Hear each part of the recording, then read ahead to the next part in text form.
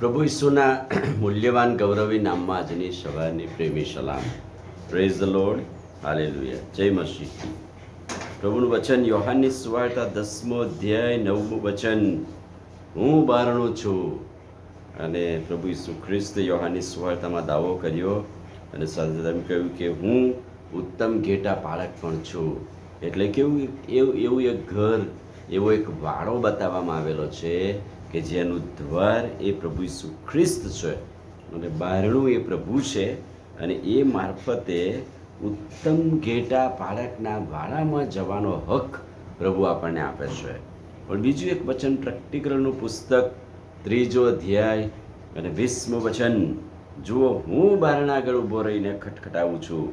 જે કોઈ મારી વાણી સાંભળીને બારણું ઉઘાડશે તો હું તેની પાસે માહે આવીને તેની સાથે જમીશ અને તે મારી સાથે જમશે. એટલે કેટલું અદ્ભુત વચન. પ્રભુ કહે છે કે હું બારણું છું, મારા દ્વારા જે કોઈ આવશે તે અંદર આવશે અને જશે અને આવશે. પણ પ્રભુ કહે છે કે બારણા આગળ આવીને તો હું ખટખટાવું છું. એટલે આપણને પ્રભુ દરરોજ આમંત્રણ આપે છે કે આ દ્વાર ઈસુ એક માત્ર માર્ગ છે જે આપણને પ્રભુ પિતા પાસે પહોંચાડે છે. ઈસુ એક માત્ર માર્ગ છે જે જીવનની શાંતિ આપે છે. ઈસુ એક માત્ર એવું દ્વાર છે કે જે આપણને એ વાડામાં લઈ જાય છે. એ ઘેટાના વાડાનો દરવાજો એ જ પ્રભુ ઈસુ ખ્રિસ્ત છે અને એ સલામતી છે ત્યાં અંદર જવાની અને પુષ્કળતાનું જીવન પામવાનો આશીર્વાદ જાણે કે વાડામાં છે.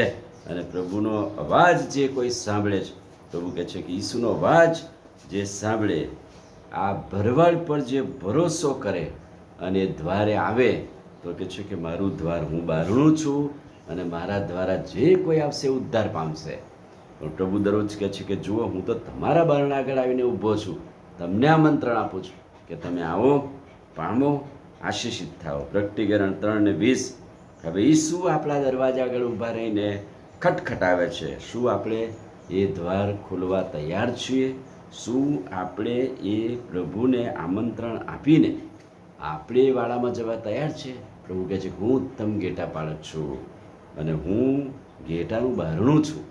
ઉદ્ધારની યોજના એકમાત્ર પ્રભુ ઈસુ ખ્રિસ્ત આપણા માટે તૈયાર કરી અને ઘેટાના વાડાનો દરવાજો બનીને પ્રભુ દરરોજ આમંત્રણ આપે છે. અને પ્રભુ આપણા દરવાજા આગળ આવીને ખટખટાવે છે, સંભળાવે છે કે જે કોઈ મારી વાણી સાંભળશે તો હું તેઓની પાસે આવીશ.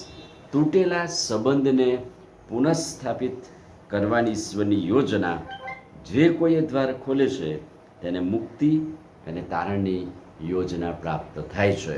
હું બારણું છું અને હું બારણા આગળ આવીને ખટખટાવું છું. એટલે કે ઉદ્ધારની યોજના પ્રભુ ઈસુ ખ્રિસ્તે આપણા માટે કરી વધસ્તંભ દ્વારા. અને ઉદ્ધારની યોજનામાં દરરોજ પ્રભુ આપણને આમંત્રણ આપે છે, આવો, ઉદ્ધાર પામો, હું તમારી સાથે જમીશ, તમે મારી સાથે જમશો.